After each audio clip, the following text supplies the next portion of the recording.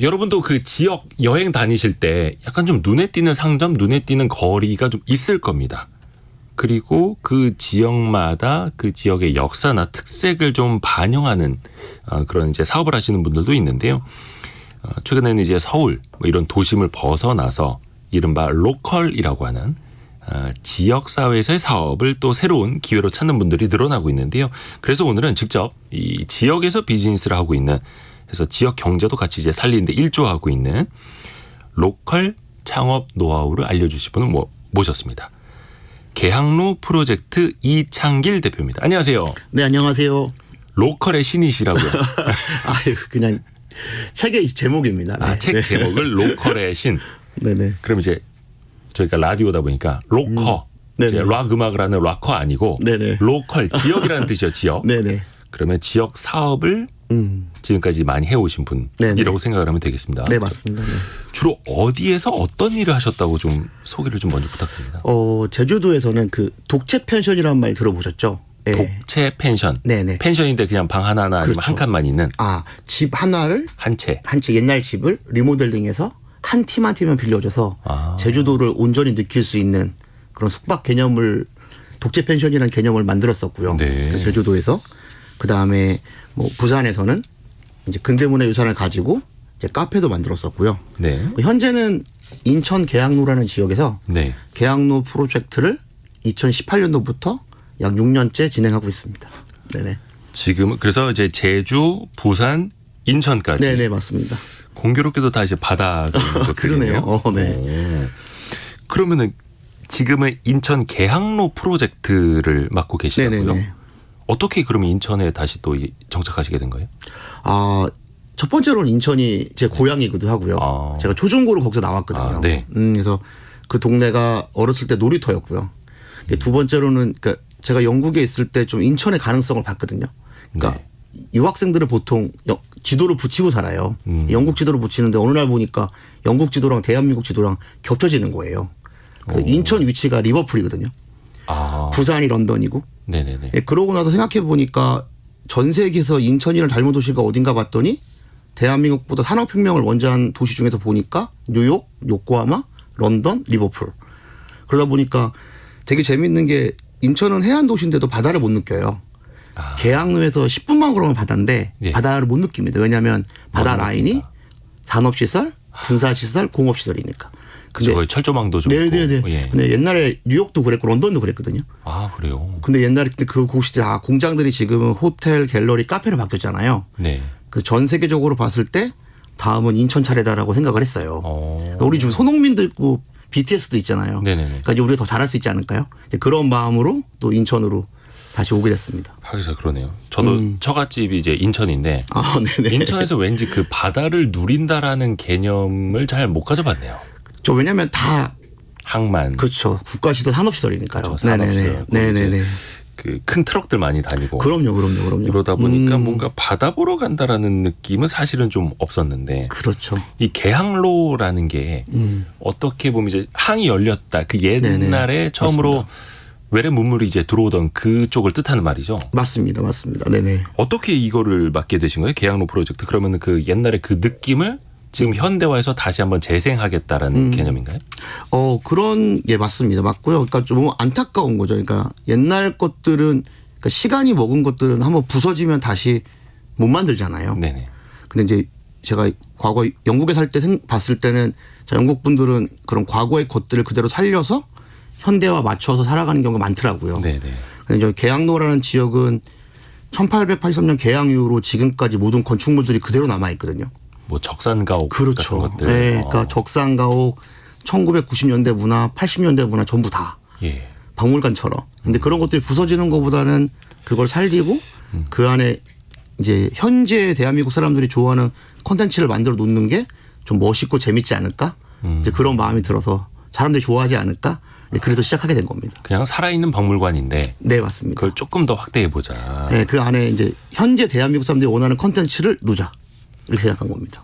그래서 최근에도 가 보면은 그쪽이 많이 달라졌더라고요. 네네네네. 그냥 예전에는 뭔가 그냥 오래된 집 같았는데 그게 예쁜 네네. 카페로 변해 있고 맞습니다. 예쁜 길로 정돈도 되어 있고 네네네. 이게 혹시 지자체나 정부에서 시작하거나 의뢰한 거예요? 아니면은 이창길 대표님 어떤 뭐 개인적으로 한번 시작해 본 거예요? 아, 이거는 그 정부랑 전혀 관계 없고요. 예. 저희 개인적으로 한 겁니다.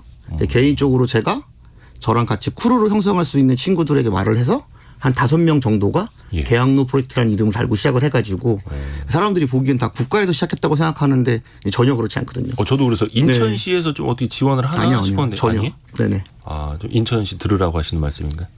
아, 뭐 그런 건 아닙니다. 그래서 이게 지역이 이제 정돈되는 사업들을 보면 당연히 지자체 프로젝트 중에 이런 게 있겠지라고 생각을 하고 있는데 그게 아니라 그냥 민간에서 먼저 나선 예, 것이다. 맞습니다. 네네. 그러면 지금 인천 계양로 프로젝트를 시작하신 지가 몇 년 정도 된 거예요? 2018년에 시작했으니까 이제 횟수로 6년째 됐습니다. 네네. 6년 사이에 좀 어떻게 달라졌나요? 그러니까 거기 같은 경우에 진짜 아무것도 없던 곳이었거든요. 네. 그러니까 제가 어렸을 때만 해도 놀이터였는데 진짜 아무것도 없었어요. 그랬는데 아무것도 없다라는 개념이 그러니까 예를 들면 거기가 가구 거리로 유명했었는데 예. 더 이상 이제 그런 가구를 사지 않잖아요. 인터넷 사면 되니까. 예. 그래서 거기에 폐허가 됐었는데 저희가 지금 거기에 24개 브랜드를 지금 오픈을 했고요. 그러다 보니까 그 홍대 뭐 성수동에서 오신 분들 아니면 구월동, 송도 신도시, 부평에서 오신 분들 이제 그런 분들이 와서 가게를 오픈한 게 50개 돼요. 네. 저희가 만든 게 한 20몇 개, 새로 오픈한 게 50개, 그다음 70개 정도가 다 그 거리에 생긴 거죠. 한 300m 정도 거리에. 그러면 일단 가게가 생긴다라는 거는 유동인구나 상권이 좀 있어야 그래도 사람들이 도전해 볼 만하잖아요. 네네. 아니면은 상권을 좀 만들었으면 사람들이 많이 와야 되고 네네네. 지금 어떻게 선순환이 좀 되고 있나요? 그렇죠. 그러니까 옛날에는 진짜 한 개도 없었다고 생각하시면 되고 예. 지금 6년 사이 한 70개 정도가 새로 생겨서 예. 이제 지금은 사람들도 다니고 밥도 먹으러 오고 그다음에 이제 뭐 일거리도 만들어지고 이제 도시가 깨끗해지고 이제 그런 부분들이 많이 생겼죠. 그래서 뭐 여기까지 오지 않았나 싶습니다. 인천 상권이 좀 어렵다 이야기 많이 들어봤는데 네네. 그래도 좀 활력이 생기고 있는 거 이쪽에서. 그렇죠. 아무것도 없던 곳이니까요. 네. 그럼 정확히 계양로라는 게 인천에서 어디부터 어디까지입니까?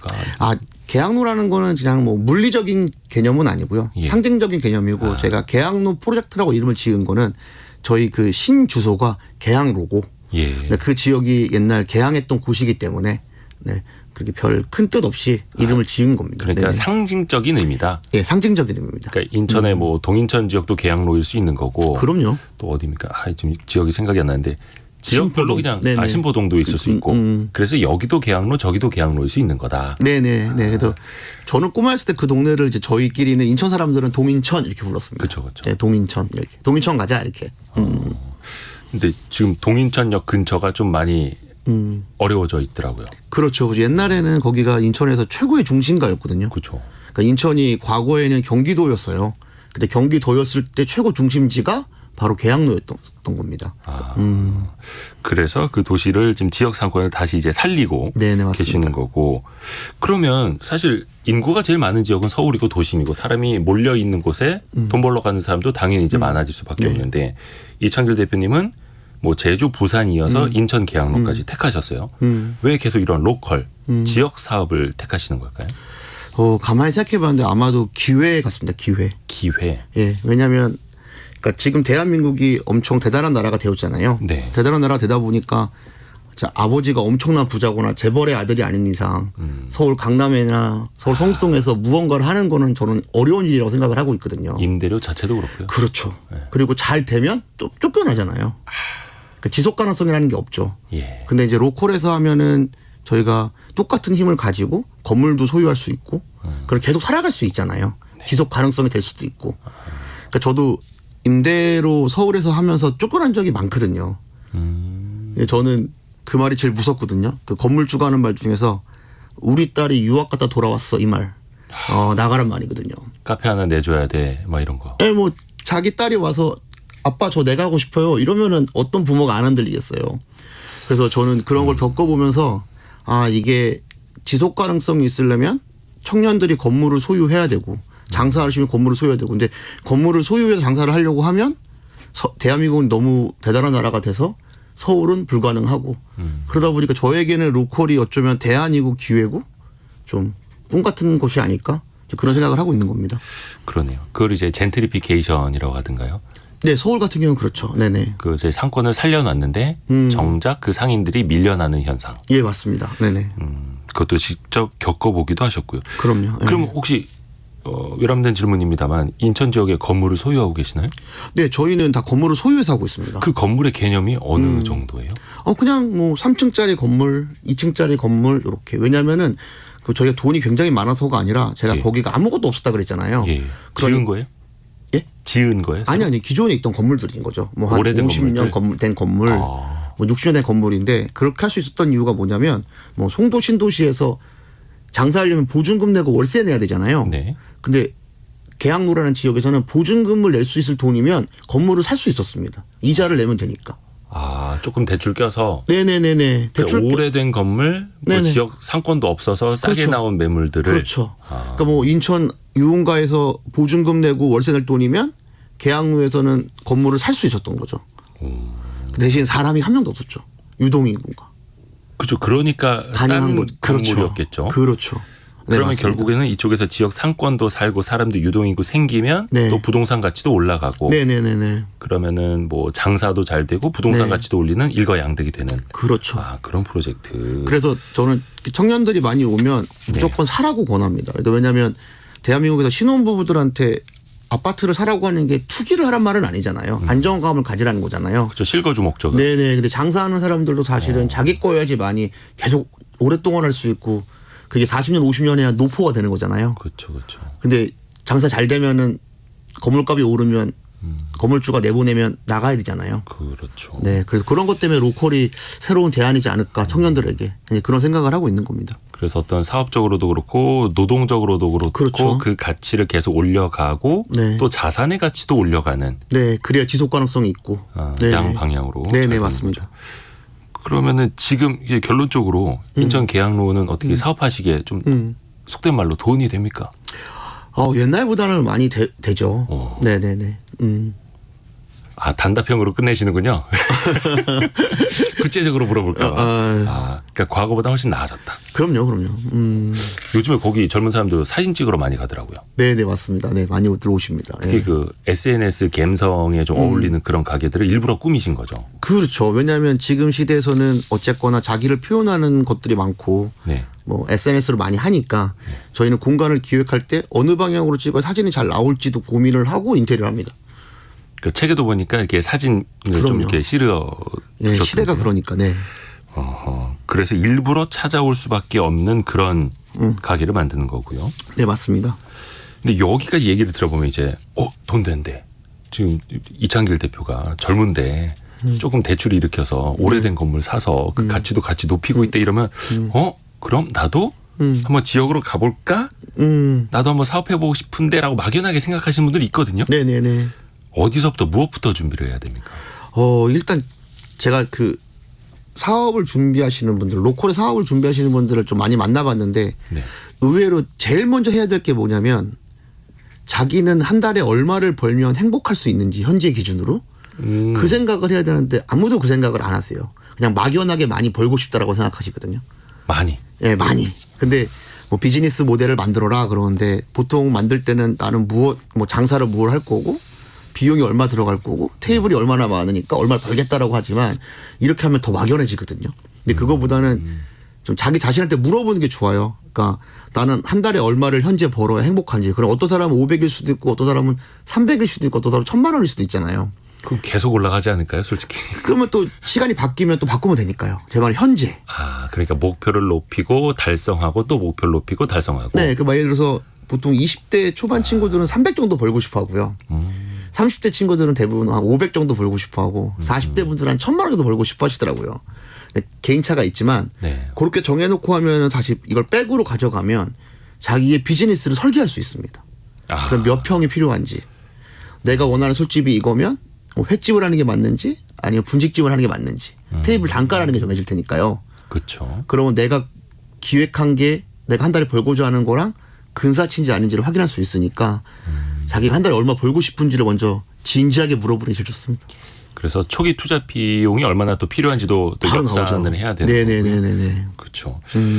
근데 이제 대표님 같은 경우에는 뭐 제주, 부산 이어서 인천. 근데 네네. 인천이 고향이라고 하셨는데 네네. 대표님처럼 좀 연고지가 유리할까요? 지역 사업을 할 때? 아무래도 그렇죠. 왜냐하면 그 연고지라는 말은 자기는 어렸을 때부터 살았던 곳이니까 그 지역에 대해서 그래도 많이 아는 곳이잖아요. 네. 경험도 많고 이해도 많고 지식도 많고. 그러니까 아무래도 자기 연고지가 더 유리하지만 그렇다고 해서 그렇게 하는 것보다는 자기가 살아오면서 자기가 만들어질 거 아니에요. 취향도 만들어지고 라이프 스타일도 만들어지잖아요. 네. 이제 그렇게 되면 오히려 전국에 있는 도시들을 살펴보고 로컬을 살펴보고 자기 취향과 라이프 스타일에 어울리는 곳이 어딘지를 잘 살펴본 다음에 그곳으로 가서 로컬 비즈니스를 펼치는 게 더 좋을 수도 있다고 생각합니다. 지금 이상목님이 KBS 콩으로 글 올려주셨는데요. 네. 로컬이라고 부를 수 있는 마지노선이 제주, 부산, 인천이군요. 유유. 강원도에 사는데 도전이라는 걸 해볼 수 있는 로컬조차 안 되는 걸까요? 강원도 지역은 어떻습니까?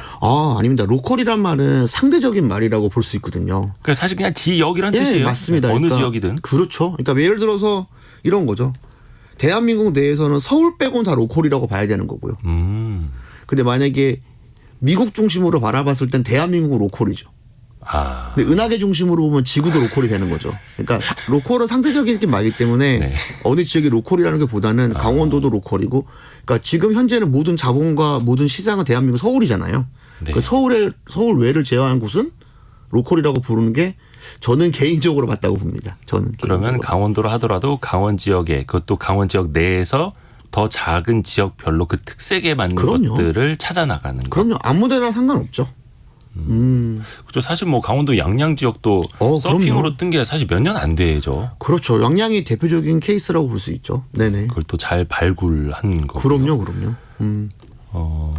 9927님이 지인이 꼭 읽어보라고 준 책이 로컬의 신이라는 책이었다고. 감사합니다. 목소리 들으니까 더 가까워진 느낌. 아이고 감사합니다. 얼굴을 보시면 더 가까워지실 것 같은데. 네. 그러면 다시 이제 본론으로 들어가서 네네. 사업하고 싶은 도시를 정했다. 네. 예를 들어 내가 잘 아는 지역이다. 뭐 예를 들어서 뭐 강원일 수도 예, 있고 예. 뭐 전북 어딘가에 될 예, 수도 예. 있고 그 다음은 어떤 준비를 해야 됩니까? 그다음에 이제 로컬의 지역을 선택했잖아요. 그럼 네. 그 지역에서 제일 처음 해야 될 일은 자기가 뭘 좋아하는지 한 달에 얼마를 벌고 싶은지 이런 것들을 명확하게 해야 되고요. 명확하게. 네, 왜냐하면 그게 흔들리기 시작하면 나중에 사업을 진행하다가 해결을 할 수가 없거든요. 근데 그다음에 지역이 결정이 나면 근데 그 지역에 요새는 어떤 게 됐냐면은 저는 요새 좀 대한민국이 다시 부족 사회로 가고 있는 것 같거든요. 예? 부족 사회요? 그러니까 어떤 느낌이냐면 네. 이제는 자기 취향이나 라이프 스타일 이런 것들에 대해서 이런 걸 공유하기가 쉽잖아요. 네. 카카오톡, 그렇죠, 뭐 이렇게 SNS로 그렇죠. 네, 공유하기 쉬우니까 그런 사람들을 만나기가 쉽거든요. 그러니까 예를 들어서 아까 말씀하신 양양 같은 경우에 서핑을 좋아하시는 분이 서핑을 하러 양양에 갔다가 근데 그걸 좋아하시는 분들이 거의 모여 살기 시작하는 거잖아요. 네. 그럼 그게 하나의 부족이 되는 거죠. 그러니까 사실 서울에서 제일 가까운 바다고 서핑할 수 있는 바다가 아마 양양일 겁니다. 그러니까 한 명, 두 명 가다 보니까 그럼 아무것도 없던 도시에 양양이라는 서핑하는 부족이 만들어진 거고요. 그러니까 공통의 관심사, 그렇죠. 공통의 그렇죠. 취향에 따라서 그때 그렇죠. 부족이 만들어진다. 지금 그러니까 공주 같은 경우에는 좀 조용하고 저는 공주 가면 일하기 싫거든요. 공주 지역에. 예, 충남 공주 가면요. 왜요? 너무 평온하고 기분이 좋아서요. 쉬고 싶어요. 그러다 보니까 공주로 모이시는 분들은 책을 좋아하시거나 커뮤니티 활동을 하고 싶으신 분들이 모이고 계양로라는 지역에는 상업을 하고 싶은 분들이 사람이 모이고 있고 그래서 제가 아는 분은 또 한 분은 스타트업을 꿈꾸는데 이제 국기원에 모이고 있고요. 200명 정도 모여 살고 있어요. 근데 그런 식으로 재편될 수 있는 이유는 정보가 발달이 되고 기술이 발달되니까 물리적인 거리를 뛰어넘는 것 같습니다. 그렇기 때문에 그 자기가 원하는 지역이 정해지면 그 지역에 모여 살고 있는 족장이라든가 부족원들을 컨택해 보는 거죠. 아.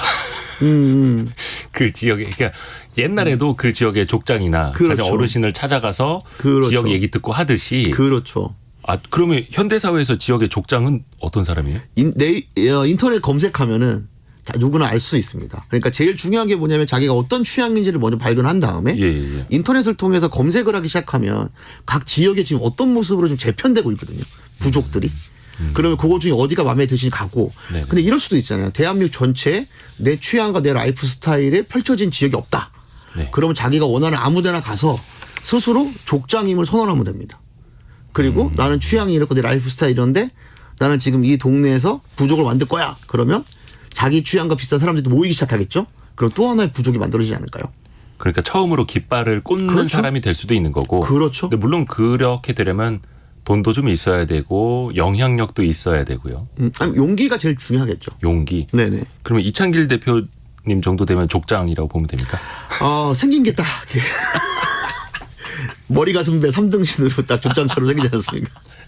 저는 별도로 코멘트 안 하겠습니다. 네, 알겠습니다. 네. 근데 라디오로 들으시는 분들은 이제 음색 가지고도 좀 상상을 하실 수 있을 것 같고요. 뭐 KBS 콩이나 유튜브로도 보실 수 있습니다. 네네. 성공 예감 이대호입니다. 지금 이야기해주고 계시는 분은 인천 계항로 프로젝트를 함께하고 있는 이창길 대표입니다. 그럼 일단 인천에다가 깃발을 꽂으셨어요. 네네. 계항로 프로젝트라는 것도 이제 민간 차원에서 먼저 네. 시작을 하신 거고. 네, 맞습니다. 이거를 조금 더 디테일하게 설명해 주신다면 예를 들어서 어떻게 분석을 해서 들어간 겁니까?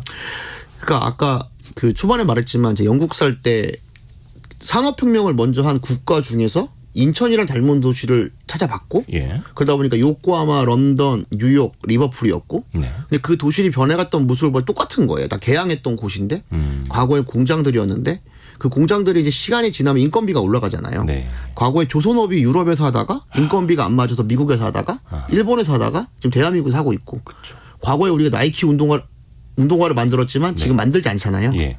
인건비 때문에 예. 이제 그런 것처럼 더 이상 이제 산업시설이나 군사시설이나 공업시설 필요하지 않아지면 인천에 있는 수많은 공간들이 비우기 시작할 거예요. 사람이 떠나죠. 그렇죠.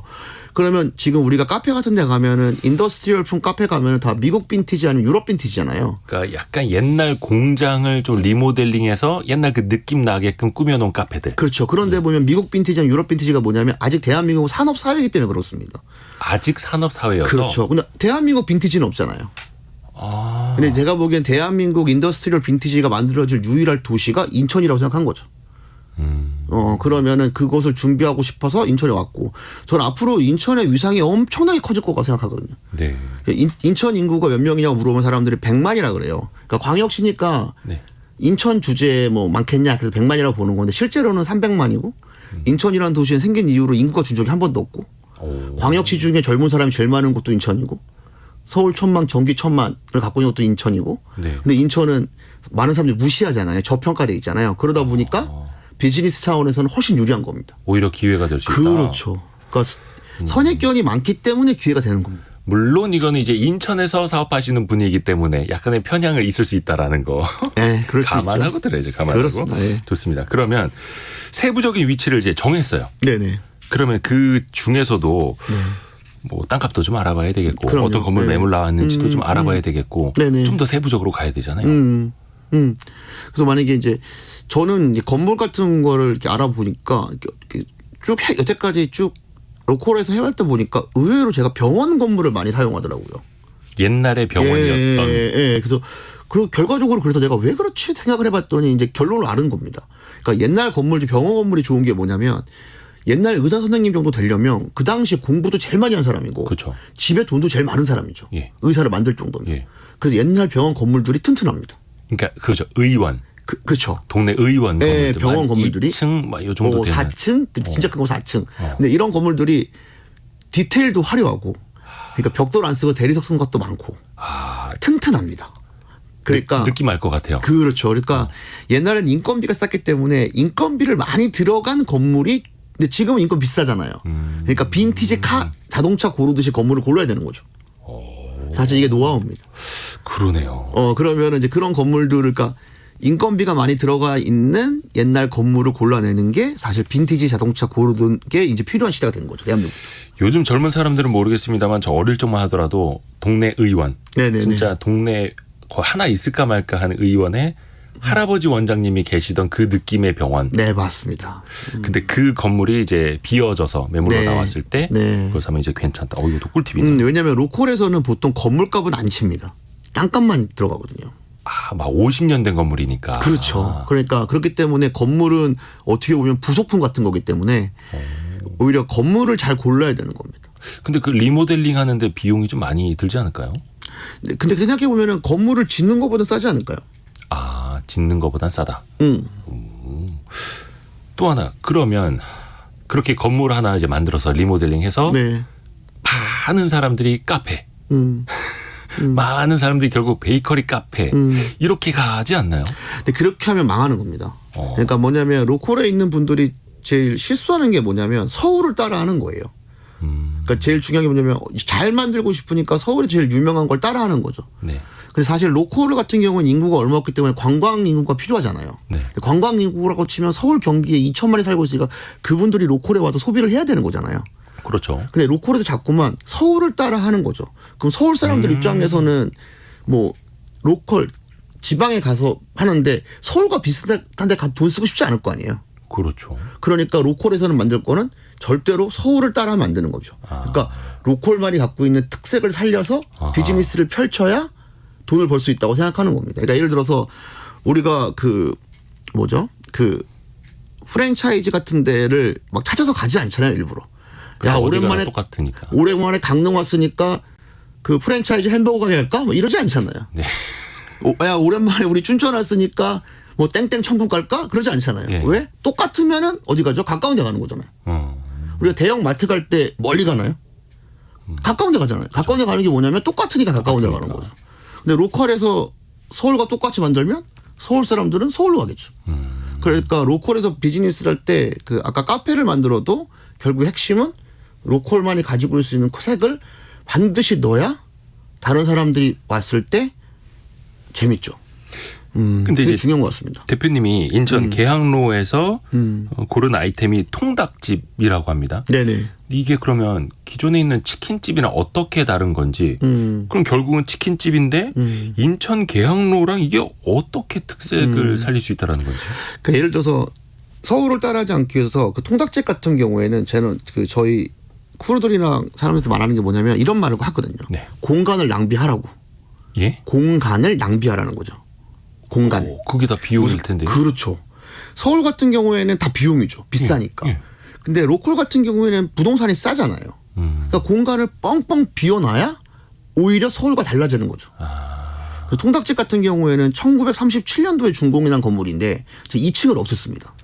1937년에 준공된. 그렇죠. 근데 그게 만약에 종로에 있으면 통닭집으로 쓸 수 있겠습니까? 아유 엄청 비싸죠. 그거. 강남에 있으면 쓸 수 있을까요? 그 은행이나 어디 그렇죠. 저희 큰 커피 프랜차이즈에서 해줘야죠. 아니 근데 인천이기 때문에 통닭을 팔 수 있고 근데 이제 2층을 없앴기 때문에 7m 높이의 느낌을 갖고 와. 통닭을 먹을 수 있는 거죠. 그러면은 세상에 대한민국에 그런 통닭집 없지 않습니까? 천장 높이가 7m예요. 네네네네. 뚫어버린 거죠. 그러면 이제 새로운 경험을 하게 되잖아요. 그렇죠. 그런 데서 통닭을 먹는 경험은 흔치 않죠. 그렇죠. 그러면 그거는 서울 사람들이 따라할 수 없잖아요. 야. 서울 사람들이 100년 된 건물에도 통닭집을 할 수는 없잖아요. 네네네네. 그러니까 제 말을 하고 싶은 거는 뭐냐면 어쨌거나 로컬에서 비즈니스를 할 때 경쟁력을 가지려면 서울을 절대 따라하면 안 되고 서울 따라하지 않는 방법은 여러 가지가 있죠. 네. 그러니까 뭐 통닭집 예를 들면 공간을 낭비하는 게 특별한 케이스인 거고요. 입구도 다릅니다. 골목을 이용해서 뒤로 들어가거든요. 정면으로 안 들어가고. 아 그래요? 정문에 좀 넓어야지 사람들이 많이 보고 많이 들어올 텐데 그게 아니라 그렇죠. 일부러 특색을 더 두는 거예요? 그러니까 옛날에는 합리적이고 효율적인 게 굉장히 중요한 덕목이었다면 이제 2024년 대한민국에서는 합리적이고 효율적인 건 이제 필요 없거든요. 이제는 사람들이 합리적 효율적인 것보다는 또 좀 특색 있고 재밌고 그런 것들이 중요시 되는 거죠. 다 합리적이 이미 특별하거든요. 그래서 불편하더라도 골목을 가면은 그 경험이 있잖아요. 조그만 골목 걷는 경험이 그런 경험이 더 중요한 거죠. 물론 이것도 지역 특색에 맞게. 그렇죠. 그렇죠. 거의 뭐 강남 대로변에서 장사하면서 정문을 막아버리고 뒤로 오세요 하면 그건 그냥 망하는 거고요. 그러면 안 되는 거죠. 강남은 강남답게 해야 되는 거고. 그렇죠. 로컬은 지역은 또 지역답게. 로컬답게 해야 되는 거죠. 그래서 지역의 골목도 느끼면서 들어올 수 있도록. 그렇죠. 이런 거는 이제 서울에서는 할 수 없는 거니까요. 혹시 이창길 대표님은 네. 계양로 프로젝트 하면서 지금 뭐 점포랄까 상점이랄까 몇 개 정도 하고 계세요? 저희 계양로 프로젝트 이름으로 하고 있는 게 한 20개 정도 넘게 하고 있습니다. 네. 그러니까 이창길 대표님 개인적으로 하시는 게요? 그렇죠. 저희는 그 크루 개념으로 움직이고 있고요. 아 단체. 예, 굉장히 많네요. 그러니까 여러 가지가 있죠. 뭐 카페도 있고 술집도 있고 밥집도 있고 통닭집도 있고 뭐 양조장도 있고 여러 가지 많습니다. 그러면 결국 이렇게 프로젝트를 확장하는 거잖아요. 그러면 또 이 지역 상권이 나 혼자만 그냥 가게 하나만 잘 된다는 게 아니라 지역 상권 같이 뜨는 거고. 네네. 이 프로젝트를 확장하는 노하우는 그럼 뭡니까? 제일 중요한 건 뭐냐면 저 같은 경우 지역 자원을 잘 활용하는 게 좋다고 생각을 하고 있거든요. 네. 그러니까 예를 들어서 저 같은 경우에는 그런 고민을 많이 했어요. 제가 아무리 열심히 잘 만들어봤자 서울에 계신 분들이 저희 걸 똑같이 카피 뜨면 전 망하잖아요. 그러네요. 왜냐 저걸 또 똑같이 카피 뜨면은 서울로 갈 거 아니에요, 사람들은 다. 네. 그럼 망하니까 카피되지 않는 걸 찾아야 됐었고요. 그래서 카피되지 않는 게 뭐가 있나 생각을 해봤더니 시간과 철학이라고 생각이 들어졌고요. 시간과 철학. 네. 그러니까 예를 들어서 이런 거죠. 100년 된 건물이 무너지면 다시 건물을 짓고 100년을 기다려야 되잖아요. 그 철학 같은 경우에는 이제 뭐 중국의 저자제품 그 회사는 항상 그 사과 기업을 따라 하잖아요. 네. 근데 만약에 맨날 그렇게 카피 뜨지 말고 예. 자신만의 철학으로 만들어 버리면 괜찮을 텐데 그게 불가능한 거잖아요. 네. 그래서 그런 걸 찾았고 그게 저는 노포라고 해요. 노포. 오래된 가게. 근데 계양로 지역에 조사해 보니까 40년 이상 된 노포가 60개가 넘게 있는 거예요. 근데 왜 이렇게 만나서 고민해 봤죠? 왜냐면 종로랑 을지로가 더 많아야 되잖아요. 예. 거의 600년 도읍지니까 서울은. 예. 근데 보니까 인천이라는 도시의 50%가 매립지인 거예요. 아. 그러니까 인천시가 도시를 발전시킬 때 중심지였던 계양로를 부시고 건물을 진 게 아니라 매립지를 메꿔가면서 도시를 발전시켰더라고요. 예. 그러니까 보호한 건 아닌데 보존이 된 거죠. 그게 계양로더라고요. 또 재건축 재개발도 잘 안 됐고. 네, 그렇죠. 서울 같은 경우 종로에 설렁탕집 하겠어요. 뭐 40층짜리 은행 빌딩 건물 쪽겠습니까? 건물 올려야죠. 그렇죠. 그렇게 된 거죠. 그러다 보니까 노포가 많아졌고 그래서 노포를 처음엔 알리기 시작한 겁니다. 네. 그 노포를 계속 알리면은 외부 사람들이 오면은 계양로라는 지역에 오면 노포가 있고 젊은 친구들이 만들게 되니까 올드앤뉴가 되잖아요. 네. 그런 식으로 상권 브랜딩을 하신 겁니다. 그래서 저희가 만약에 젊은 애들이 만든 트렌드한 것만 있었으면 서울 친구들이 올 이유가 없잖아요. 아. 근데 오래된 가게들이 많다고 두 개가 올드앤뉴가 있다고 생각하면 올 이유가 있는 거죠. 그래서 지금 현재는 그 로컬을 약간 어떻게 확장시키냐 그랬잖아요. 네. 저는 그 방식을 저희랑 노포 어른들과 협업을 해서 제품도 만들고 공간도 만들고 있습니다.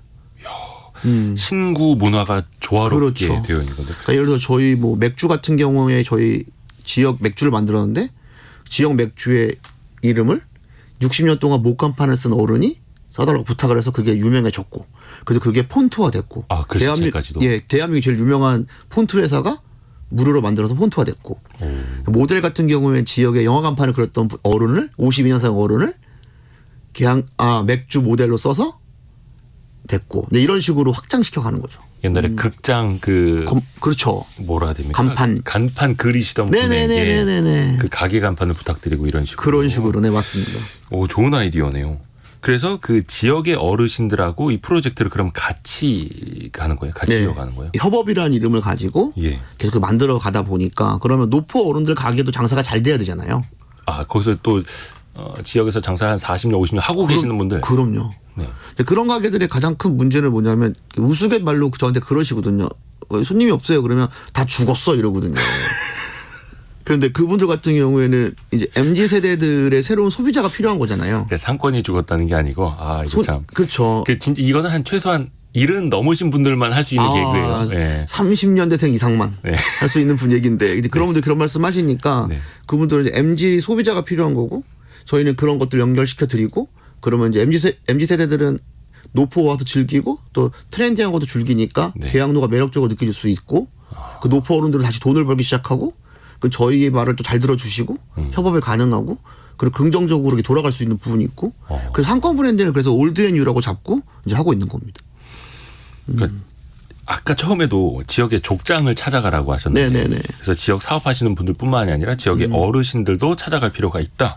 그렇죠. 이거 약간 근데 지역 사회하고 소통 잘 못하시는 분들이 있거든요. 근데 또 우리가 속된 말로 이제 지역 사회라고 표현을 하는데 네. 거기서도 눈밖에 나면 안 되고 거기 같이 계속해서 어울러야 된다는 거잖아요. 그러니까 이런 거죠. 그러니까 만약에 무조건 다 어울려야 될 필요도 없고 왜냐하면 로컬 지역에서도 그렇게 환상적인 건 아니거든요. 네. 로컬에서도 이렇게 좋지 않은 분도 계시고. 그럼요. 근데 좋지 않은 분들이랑 굳이 잘 지낼 필요는 없다고 생각하거든요. 그러니까 로컬에서도 네. 자기랑 잘 맞는 사람이랑만 잘 지내면 되거든요. 근데 괜히 저랑 잘 맞지 않고 또 제가 생각하기에 좋지 않은 사람과 굳이 잘 지내려고 에너지를 쓸 필요는 없다고 생각하거든요. 하지만 자기 잘 맞는 사람과 협업을 해가지고 크루를 만들어 놓는 거는 굉장히 중요한 일이죠. 그렇죠. 또 지역에서 한번 마찰이 생기면 피곤하죠. 동네 소문 다 나고 막. 네네. 네, 그래서 네, 그렇죠. 속된 말로 이제 동네 장사 안 할 거냐고 막 그런 대사들도 마구 가고.